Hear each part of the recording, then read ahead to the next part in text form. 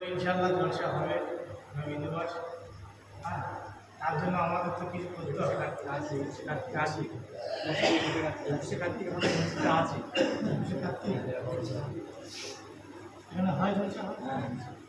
আর ইনশাআল্লাহ কার্তিক মাসের 21 তারিখে আমাদের এখানে জলসা হবে ইনশাআল্লাহ।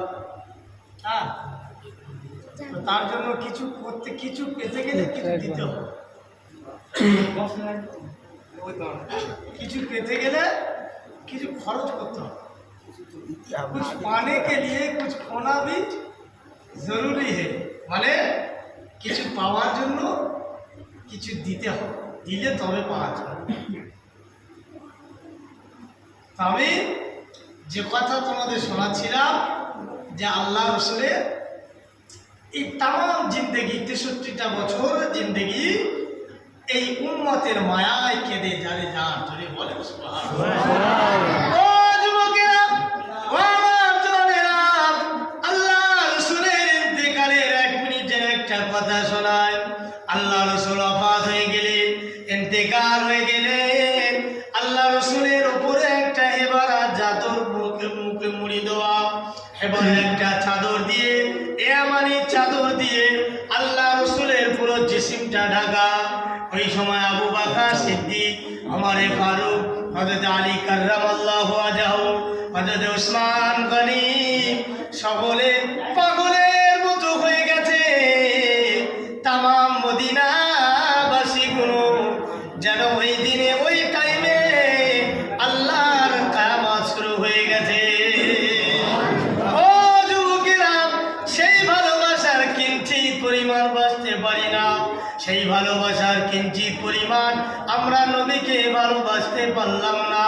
সেই সাহাবা আলাইহিম সাহাবা রাদিয়াল্লাহু আজমাইন, তারা আল্লাহ রাসূলকে এত মহব্বত করেছিলেন, তারা কেউ বেহুশ হয়ে পড়ে গেছে। হযরত ওমরে ফারুক পাগলের মতো লাগা তরোয়ার নিয়ে মদিনাময় ছুটছে। কে বলবে নবী আর নাই, কে বলবে নবী আর নাই, নবী চলে গেছে, নবী ইন্তেকাল হয়ে গেছে। হযরত ওমরে ফারুক এই কথাটাই মানতে পারছেন না। ও যুবকেরা, হযরত আবু বকর সিদ্দিক সর্বপ্রথম মা জান আয়েশা সিদ্দিকা রাদিয়াল্লাহু আনহা হুজুরের ঘরে যখন হুজরা ঘরে ঢুকলেন, আল্লাহ রাসূলের গায়ে হেবারা চাদর একটা ঢাকা আছে। আম্মা জান আয়েশাকে বললে, আবু বকর সিদ্দিক বললে, ও বিবি আয়েশা, রাসূলুল্লাহর চাদরটা একটু তোলো। আল্লাহ নবীর যখন মুখ থেকে চাদর ওঠানো হলো, আল্লাহ নবীর নূরানি বদনে, আল্লাহ নবীর জিসিমে হযরত আবু বকর টপ টপ টপ টপ করে চুমা দিতে থাকে। শুধু চুমা দেয় না, হযরত আবু বকর সিদ্দিক ঝরঝর করে কাঁদে আর বলে, ইয়া রাসূলুল্লাহ, আপনি তো আমাদের এতিম করে চলে গেলেন, আর আপনার আমাদের দুঃখের সুখের কথা আর কার কাছে জানাবো। আল্লাহ রসুলের মুখের দিকে তাকিয়ে দেখলেন, আল্লাহ রসুলের দুটো ঠোঁট টিপ টিপ টিপ টিপ টিপ টিপ করে নড়ছে। হযরত আবু বকর বললেন, আমি রাসূলুল্লাহর মুখের দিকে যখনই কাঁটা লাগিয়ে দিলাম, আমি শুনতে পেলাম আল্লাহ রসুল বললেন, আল্লাহুম্মা ইয়া রাব্বি হাবলি উম্মতি। সুবহানাল্লাহ। ও যুবকেরা, সেই নবী তো মারা গেছে, ওফাত হয়েছে, ইন্তেকাল হয়েছে, কিন্তু নবী মারা যাওয়ার পরে আল্লাহ রসুলের মুখ দিয়ে ছেলের কথা নয়, বিবির কথা নয়, সন্তান সন্ততিদের কথা নয়, ওই মুখ দিয়ে এই আমার তোমার মতো গুনাহগার মূর্খ নাদান, এই আমার তোমার মতো গুনাহগারদের কথা আল্লাহ নবী মারা যাওয়ার পরেও তার মুখে এই আওয়াজ শোনা গিয়েছিল। আমার ভাইরা, তাহলে নবী দিবস করলে খরচ আছে না নেই? এই যে 21শে কার্তিক জলসা দেবে, এতে খরচ আছে না নেই? তাহলে আমার বাপেদের কাছে আমি কি দুটো হাত পাতবো ছোট্ট করে? হ্যাঁ, কি বলছো? অনুমতি দিচ্ছি। আল্লাহ রসুলের মহাব্বতে যদি তোমার হৃদয় না কাঁদে, তোমার অর্থ সম্পদ যদি না ব্যয় হয়, ওই ভালোবাসার কোনো মূল্য থাকবে না। হযরত আবু বকর সিদ্দিক, আল্লাহ রসূল বলেছিলেন, ভাই আবু বকর, যুদ্ধের ময়দানে যাব, অনেক টাকা পয়সার ব্যাপার, অনেক কিছু কিনতে হবে। সকল সাহাবীরা যা বাড়ি যা কিছু ছিল, কেউ 3 ভাগের 2 ভাগ দিল, কেউ আবার হাফ দিল। ওমরে ফারুক হাফ দিয়েছে, ওসমান রাদিয়াল্লাহু আনহু হাফ দিয়েছে। সব থেকে ধনী সাহাবী হযরত ওসমান রাদিয়াল্লাহু আনহু, উনিও হাফ দিয়েছিলেন। হযরত আবু বকর সিদ্দিক এইবারে সবার ধন সম্পদটা নেওয়ার পরে আল্লাহ নবী হযরত আবু বকর সিদ্দিক রাদিয়াল্লাহু তাআলা আনহুকে জিজ্ঞাসা করলেন, ও ভাই আবু বকর, ও ভাই আবু বকর, কি নিয়ে এসেছো ভাই? যুদ্ধের ময়দানে যাব, কি সরঞ্জাম নিয়ে এসেছো? আবু বকর সিদ্দিক বললেন, ইয়া রাসূলুল্লাহ, ইয়া হাবিবাল্লাহ, হুজুর আমার বাড়িতে যা ছিল সব কিছু এনে আমার বাড়িতে শুধু আল্লাহ রসুলকে রেখে দিয়েছি। একটু জোরে বলেন সুবহানাল্লাহ। ও যুবকেরা, তোমাদের কাছে যদি হাত পাতি, এই নবী দেওয়া সামনে বছরে বড় হবে, আশা করা যায় তোমাদের কাছে বাকি টাকি চলবে না, নগদ কে দেবে বলো? আল্লাহ রসুলের মহাব্বতে কে আছো নগদ বাকি চলবে না? তাহলে কেমন সাহাবাদের মহব্বত আমাদের? সাহাবী রাদিয়াল্লাহু আনহুম আজমাইন, হুজুরদের মহব্বত আল্লাহ নবী যাদেরকে বলেছেন রাদিয়াল্লাহু আনহুম ওয়া রাদু আন, আল্লাহ যাদের উপরে খুশি, জোরে বলেন সুবহানাল্লাহ। আমরা খুশি, শুধু আল্লাহ খুশি তাদের উপর, সুবহানাল্লাহ। তারা এই দ্বীন ইসলামের জন্য সব কিছু দিয়ে বলছে, বাড়ি কি আছে? বলছে যে বাড়িতে আল্লাহ রসুল আর আল্লাহ রসুল এবং আল্লাহকে রেখেছি। জোরে বলেন সুবহানাল্লাহ। একটু তাকবীর দাও, নারায়ে তাকবীর। আল্লাহ কবুল করুক। 100 টাকা জোরে বলেন মারহাবা, জোরে বলেন মারহাবা। আল্লাহ দানকে কবুল করেন, বলে আল্লাহুম্মা আমিন। আল্লাহ মায়ের মুরব্বিকে জান্নাতি করেন, বলে আল্লাহুম্মা আমিন। আল্লাহ আমার আরেক ভাই 100 জোরে বলেন মারহাবা, নারায়ে তাকবীর, নারায়ে তাকবীর। আল্লাহ ভাইদের দানকে কবুল করেন। আল্লাহ পাক এ দানের বরকতে আল্লাহ আব্বা মা আত্মীয় স্বজন মায়ের মুরব্বী যারা দুনিয়ার বুক ছেড়ে বিদায় নিয়েছে, আল্লাহ পাক তাদের দুনিয়ার আখিরাতটাকে আল্লাহ আপনি ভালাই করেন, বলে আল্লাহুম্মা আমিন। ওই সময় আল্লাহ রাসূল যখন মক্কা থেকে বিতাড়িত হয়ে আল্লাহ রাসূলকে যখন তাড়ানো হলো, শুধু তাড়ানো নয় বাবা, যে টুপি দাড়ি দেখছো, তাকবীর দাও, নারায়ে তাকবীর, নারায়ে তাকবীর। কত দিয়েছে বলো তো? 1000 টাকা। নারায়ে তাকবীর। আল্লাহ আম্মাকে জান্নাতি করুক, বলো আল্লাহুম্মা আমিন। আল্লাহ মায়ের মুরব্বিকে জান্নাতি করুক, বলো আল্লাহুম্মা আমিন। আমার ভাইরা, যুবকেরা, আল্লাহ নবীকে যখন মক্কা থেকে মদিনায় আল্লাহ নবী যখন হিজরত করলেন, ও যুবকেরা, এই দানের কথা শুধু তাই নয়, শুধু সাহাবীরা জানের থেকে ভালোবাসেনি, সাহাবিয়া যারা সাহাবীদের স্ত্রী তারাও আল্লাহ রসুলের মহব্বতে কচি কচি কোলের বাচ্চা, কেউ বা 2 মাস 1 মাস 3 মাসের শিশুগুলো, আবু জেহেল উতবা সাইবা যারা তারা বর্ডার করে দিয়েছিল, মক্কা থেকে আর কেউ যেন মদিনাতে না যায়। ও যুবকেরা, সেই নবীর মহব্বতের জন্য তারা নিজের 2 মাস 1 মাসের বাচ্চাগুলো নিয়ে তারা বলছে যে আবু জেহেল আজ হয় নবীর কাছে যাব, না হয় আমাদের বাচ্চাগুলো তোমরা মেরে ফেলবে, কোনো অসুবিধা নেই। আজ আমার বাচ্চা চলে যায় যাবে, আবার যদি আল্লাহ এই 2 মাসের বাচ্চা যদি আবার আল্লাহ জন্ম করে, আবার আল্লাহ আমার দান করে, আমরা সাহাবীরা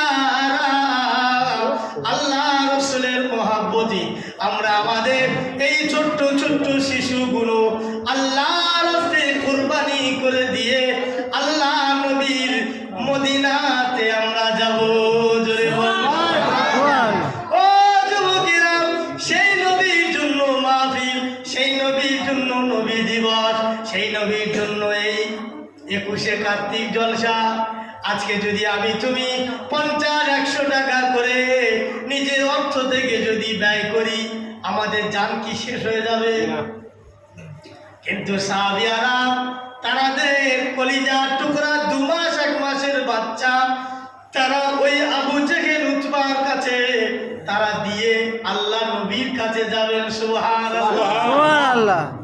হ্যাঁ, কোথায় 10টা 5টা কোটল মোটো না যে দাদা 10 সমান লাগে না কি আছে আর দানকারী গো মাতা পিতা, আল্লাহ শোকে রেখো কবরে, নূরের তাজ পরাইয়া উঠিও কাল হাসরে। বলুন আল্লাহু আমিন। আমার ভাইরা দেন, সময় তো খুব বেশি নেই, যে যা দেবেন 150 করে। এই দান শুধু একদিনের জন্য নয়, প্রতি মাস, প্রতি বছর, প্রতি সপ্তাহে আল্লাহ রাসূলের জন্মদিন শুধু 12 মাসে নয় বাবা, আমরা প্রতি সপ্তাহে সোমবার করে আমরা ওই জন্মদিনের আলোচনা একটু করাও প্রয়োজন আছে না নেই? আল্লাহ নবী সাহাবা জিজ্ঞাসা করলেন, ইয়া রাসূলুল্লাহ, হাবিবাল্লাহ, হুজুর আপনার জীবনের 63 বছরে সোমবার আপনি রোজা তো মিস করেন না। আল্লাহ রাসূল বলেছেন, এই দিনে আল্লাহর কাছে আমাদের হিসাবের আমলনামা পৌঁছানো হয়। ওই জন্য আমি রাসূলুল্লাহ আমি এই দিনে রোজা রাখি। আবার আরেকটা হলো, আমি রাসূল আমার সোমবারে ওহী এসেছিল, এই জন্য আমি এই দিনে রোজা রাখি। আরেকটা দিন হলো, আমি রাসূলুল্লাহ এই দিনে আমার জন্ম হয়েছিল। সুবহানাল্লাহ। আমরা একটা মশলা বার করলাম, যদি আমাদের জন্মদিন কারোর পালন করার ইচ্ছা হয়, তাহলে আমরা আমাদের তারিখ অনুযায়ী সেই দিনে আমরা শুধু রোজা রাখবো, জন্মদিন হবে। এটা মশলা।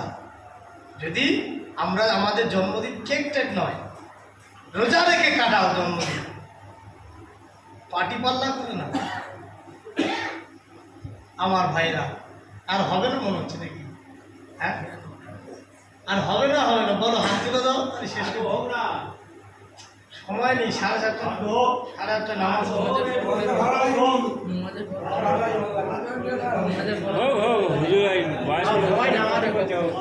নামাজের পরে হবে, যাবে এখনো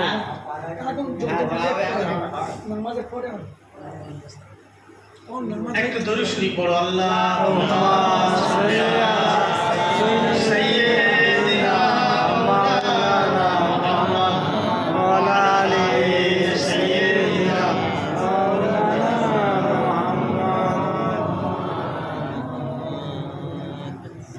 इन हवाओं से कह दो ना आए इधर, इनकी खुशबू की कोई जरूरत नहीं, जिनकी खुशबू से बेकार सारा जहां, वो खुशबू नबी में मौजूद है।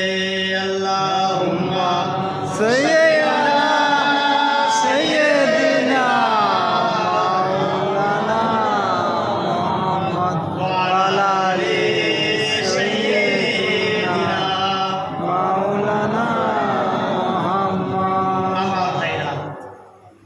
তাহলে আজকে দুনিয়াতে সব কিছুর মকসদ, সব কিছু নিয়ে হবে আমাদের আল্লাহ আল্লাহ রসুলের জন্য, ঠিক না বল? হ্যাঁ, যা কিছু করবে জীবনে আগা থেকে শেষ পর্যন্ত সব কিছু, কারণ একটাই জিনিস আমাদের কি গো, সেটা ওয়ালা মিল্লাতে রসুলিল্লাহ, আল্লাহ রসুলের নামে আমাদেরকে দেওয়া হবে। এই দুনিয়ার বুকে সমস্ত কিছু শেষ হয়ে যাবে, ফানা ফানা হয়ে যাবে, সব কিছু ধ্বংস হয়ে যাবে। আর এই দুনিয়াটা আল্লাহ পাক, এই জমিন আসমানটাকে ঘুরিয়ে আল্লাহ হাতে মুঠো করা করে নেবে। আল্লাহ পাক বলবে, আজ কোথায় তোদের রাজত্ব, আজকে তোরা বাদশাহ উঠে দাঁড়া। আল্লাহ হুকুম করবে, ওরে দুনিয়ার মালিকানা, ও দুনিয়ার বাদশাহ উঠে দাঁড়া। আজকে দুনিয়ার পচা নেতার পিছনে ঘুরে ঘুরে সময় তো শেষ করে ফেললে, আজকে আল্লাহ রসুলের একটা সুন্নাত তুমি মানতে পারলে না।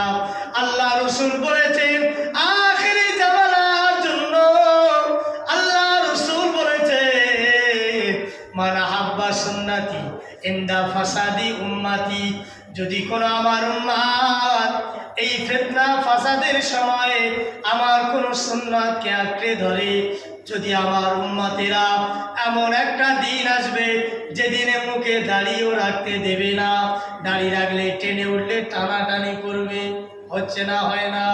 আল্লাহ রসুল বলেছেন যদি জুব্বা করে হাঁটো, ইচ্ছা করে গাড়ি পাশ দিয়ে গিয়ে কাদা দেবে, হচ্ছে না, হয় না। তামাম পৃথিবী জুড়ে এমন একটা ফিতনার সময় আমাদের নেতা, বিশ্ব নেতা আল্লাহ রসুল বলেছিলেন যদি তোমরা আমার সুন্নাত একটা মানো, তাহলে শুধু একটা নয়, মিয়াতাজুল শাহীদ, 100 শহীদার, যেমন 100 জন সাহাবী শহীদ হয়েছিল আল্লাহর দ্বীন কায়েমের জন্য। কত মানুষ শহীদ হয়েছে আল্লাহর দ্বীনটা প্রতিষ্ঠিত করার জন্য। আল্লাহ নবীর সাহাবী জিজ্ঞাসা করলেন, ইয়া রাসূলুল্লাহ, ওই শহীদানের মতো কি শহীদ হবে? আল্লাহ রসুল বলেছেন, ও বাবা সাহাবারা, আমার গুনাহগার উম্মত, তারা যদি আমার এই সুন্নাত আঁকড়ে ধরে, এই যে শহীদ যারা হয়েছে, এই শহীদানের মতো 100 শহীদানের সওয়াব পাওয়া যাবে। আর একটু জোরে বলেন সুবহানাল্লাহ। তাহলে আমাদের দুনিয়ার যা শেষ আছে, এর শেষ পর্যন্ত আমরা দুনিয়ার কোনো পচা নেতার দিকে তাকাতে চাই না, দুনিয়াতে আমরা কারোর দিকে দেখতে চাই না। যে নেতার গাড়িতে ওঠার সময় বলে, আল্লাহ আমার উম্মতরা কি গাড়ি চলবে না, আজকে কোন নেতার পিছনে গরু বাবা, সে নেতা যার ভাইয়ের বিরুদ্ধে ভাইকে লেলিয়ে দেয়, নিজের ছেলের বিরুদ্ধে ছেলেকে লেলিয়ে দেয়, বাপ হয়ে ছেলেকে মারে, এই কোন নেতা একদিন তোমার বাড়িতে আসবে, বাড়িতে মিষ্টি মিঠাই দিয়ে একদিন হয়ে যাবে, আর পাবে না। কিন্তু আমাদের নেতা দুনিয়াতে পাবে, আখিরাতে পাবে।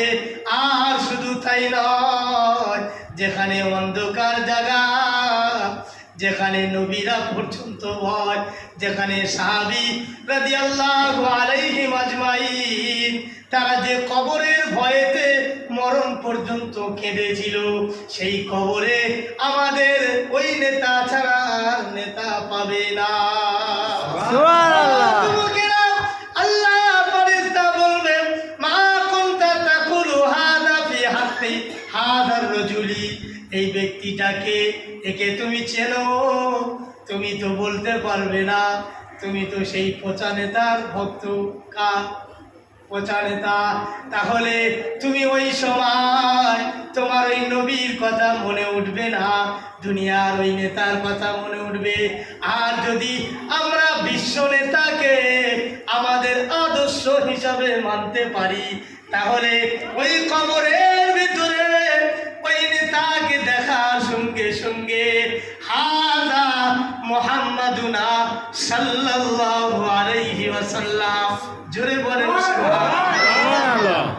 তাহলে আমরা দেখে বলবো হাযা মুহাম্মাদুনা, এ তো আমাদের নবী সাল্লাল্লাহু আলাইহি ওয়াসাল্লাম।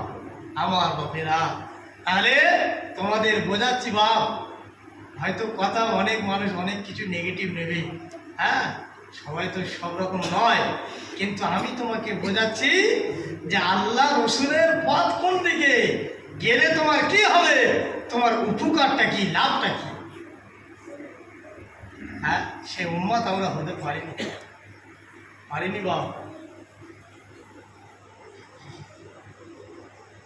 ও জওয়ানেরা, যুবকেরা, সেই নবীর আশিক উম্মত হতে পারলাম না যে নবীকে আল্লাহ পাকের সাহাবী আলাইহিম আজমাইন তারা ভালোবেসেছে, কেমন মহব্বত তারা করেছে। শুধু ভালোবাসা নয়, হযরত ওসমান রাদিয়াল্লাহু আনহু, হুজুর আমার যখনই কবরের কথা মনে পড়তো, হুজুর আমার এত কান্না কাঁদে, কবরের পাশে দাঁড়িয়ে দাঁড়িয়ে। হাদিস শরীফের ভিতরে এসেছে হযরত ওসমান রাদিয়াল্লাহু আনহু এত কান্না কাঁদে, নিজে কান্নার চোখের পানি গুলো এত টোসা কেটে পড়তো, দাড়ি ভিজে গিয়ে, জুব্বা ভিজে গিয়ে আল্লাহর জমিন কাদা হয়ে যেত। যে সাহাবী আলাইহিম আজমাইন, তারা তো দুনিয়াতে কি পেয়েছেন, গ্যারান্টেড সার্টিফিকেট পেয়েছে, তারপরেও কান্না তাদের বন্ধ হয় না। আজকে আমরা বড় নবীর উম্মত, বড় ইমাম, বড় আলেম, আজকে আমাদের মুখে কান্নার কোনো স্মৃতি নেই। আজকে আমরা ভাবি যে আমরা গলে মলে পার হয়ে যাব। ও যুবকেরা, সেই নবীর আখলাক যদি না থাকে, সেই নবীর মায়া মহব্বত যদি না থাকে, কোনোদিন যেতে পারবে না, কোনোদিন তুমি জান্নাতে প্রবেশ করতে পারবে না। শুধু জান্নাত তো নয়, আল্লাহ জান্নাত রেখে দেবে, যাও তোমার ক্ষমতা আছে জান্নাতে যাবে, পারবে। আল্লাহ রসুল তামাম নবী আলাইহিমুস সালামকে আল্লাহ একটা খাস স্পেশাল দোয়া দিয়েছিলেন। আল্লাহ নবীদের একটা দোয়া আল্লাহ পাক স্পেশাল দিয়েছিলেন। প্রত্যেক নবীরা ওই স্পেশাল দোয়া দুনিয়াতে চেয়ে নিয়েছে, কিন্তু আমার আপনার নবী ওই স্পেশাল দোয়া আল্লাহ দুনিয়াতে চাইলেন না কেন? আল্লাহ এই গুনাহগার, এই বদকার, এই খাক্কার, এই নাদান উম্মত মুহাম্মাদি, এদের জন্য আল্লাহ রসুল বলেছেন, সাহাবীরা, আমি রাসূলুল্লাহ, আমি ওই আল্লাহর যে দোয়া, স্পেশাল দোয়া, যে দোয়া প্রত্যেক নবীরা চেয়েছে, যে দোয়া প্রত্যেক নবীদের দুনিয়াতে তারা চেয়ে নিয়েছে, আমি আমার এই গুনাহগার উম্মতের জন্য, আমি নবী দিওয়ানা পাগল উম্মতের জন্য কিয়ামতের দিনে ওই স্পেশাল দোয়াটা আমি রেখে দিলাম। হাদিস শরীফের ভিতরে এসেছে ৭০,০০০ গুনাহগার উম্মত আল্লাহর দয়ার জান্নাতে যাবে। শুধু তাই নয়, ৭০,০০০-এর ভিতরে আল্লাহর এক বান্দা আছে যাকে আমরা সাহাবী বলি না, তাকে অনেক আলেম ফকি কেউ সাহাবী বলেছে, কেউ আবার তাকে সাহাবী বলে না। হযরত ওয়াইস করনী রাহমাতুল্লাহ আলাইহি, হুজুরের কথা আপনারা শুনেছেন। হুজুর পাগল বেশি ছিল, আল্লাহ নবীর ইশকে এত দিওয়ানা ছিল, নিজের বাপ, নিজের মা, নিজের সমস্ত কিছু থেকে আল্লাহ রসুলকে এতটা ভালোবেসেছে। ইয়া রাসূলুল্লাহ, ইয়া রাসূলুল্লাহ বলে কান্না করতে, আল্লাহ নবীকে এত মহব্বত করতে। ওই সাহাবী ৭০,০০০-এর ভিতরে আল্লাহ ওই সাহাবীকে প্রথম দাঁড় করাবে। শুধু তাই নয়, ওই ওয়াইস করনী শুধু তাই নয়, যারা পাগল উম্মাদ হবে। আমার তোমার মতো আমরা গুনাহ করি, আমরা হারামও খাই, আমরা সুদও খাই, কিন্তু নবীকে ভালোবাসো কি বাসো না? আর ভালোবাসা আছে কি নেই? সেই নবীর কথা শুনলে মনটা নরম হয়ে যায়। কোথায় জলসা হচ্ছে, চলে যাচ্ছে, যায় কি যায় না।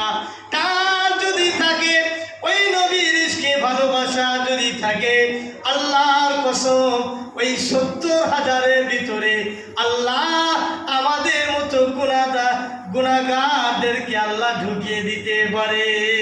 সুবহানাল্লাহ। আমার ভাই আওয়াজ অনেক হয়ে যাচ্ছে, টাইম আওয়াজ হয়ে যাচ্ছে।